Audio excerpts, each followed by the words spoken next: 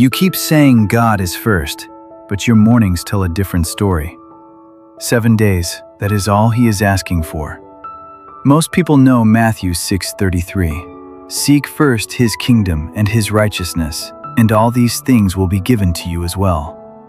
Most people have never actually tested it, not as theology, as a real daily practice. For 7 consecutive days, in the ordinary moments of real life, not in a quiet retreat, not on a Sunday. In the Tuesday morning when you are already behind and the week has not properly started yet. This is what truly happens when you do. Change 1.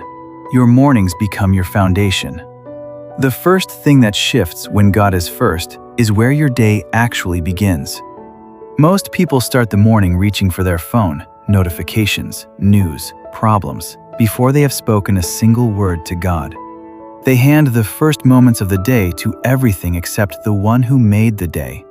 And then they wonder why the rest of it feels scattered. Psalm 5:3 says, "In the morning, Lord, you hear my voice. In the morning, I lay my requests before you and wait expectantly." David did not give God the leftover moments of the morning. He gave him the first voice, the first open hand, and the first conversation. When you put God first for 7 days, the morning becomes where you set the tone, not the notifications, not the anxiety that was already waiting when you woke up, not the list of everything that needs to happen before noon. You hand the day to the one who can actually hold it. And everything that comes after that first moment is different because of it. Change 2. Your anxiety loses its authority. The second shift is what you carry and who you carry it with. When everything else comes first, you carry it all alone. The decisions, the unknowns, the things you cannot control, the things you cannot fix. You carry them from the moment you wake up until the moment you finally stop at night. Isaiah 26:3 says, "You will keep in perfect peace those whose minds are steadfast because they trust in you." Not occasional peace, not partial peace, perfect peace for the person whose mind is fixed on God rather than fixed on the problem. 7 days of putting God first does not make your problems disappear, but it changes who is carrying them with you. When He is first, you are not the only one holding what is too heavy for you alone. You are not solving everything by yourself in the dark. That changes how you move through the day, less reactive, less frantic, less controlled by fear of what might happen next. Change 3. Your decisions get a filter. The third shift is practical. When God is first, every decision gets tested against one honest question. Does this honor what I said is first? That question alone cuts through an enormous amount of confusion.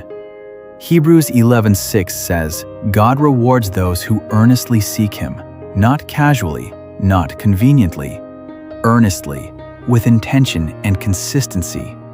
When that becomes your daily posture, decisions that once took days of anxious back and forth can resolve in one moment of honest prayer. What would I do here if God was actually first? The answer to that question is almost always clear. What is hard is accepting it and choosing it over what is easier or more comfortable. But 7 days of practice makes that question easier to ask and easier to obey when the answer arrives. Change 4. You discover what has been in His place. The fourth shift is the most uncomfortable and the most necessary. 7 days of genuinely putting God first will show you clearly, without flattery or delay, what has been occupying His position in your daily life. For some people, it is their career. For others, it is a relationship, a fear, a need for approval, or simply the deeply ingrained habit of reaching for the phone before reaching for God. 1 Chronicles 28:9 says, "If you seek Him, He will be found by you." He does not hide from the person who is genuinely looking. But when He is found, He also reveals what you have been chasing instead of Him. That is not condemnation. That is the clarity your season is asking for. The challenge: 7 days, not perfection, not a complete life overhaul overnight. Just 7 mornings where God gets the first conversation, the first moment, the first decision of the day. Write one sentence to Him before you pick up your phone. Read one passage before you check your messages. Bring one decision to Him before you ask anyone else. Not for an hour, not perfectly, just first. Do that for 7 days and pay attention to what shifts inside you. Matthew 6:33 does not promise that putting God first removes difficulty from your life.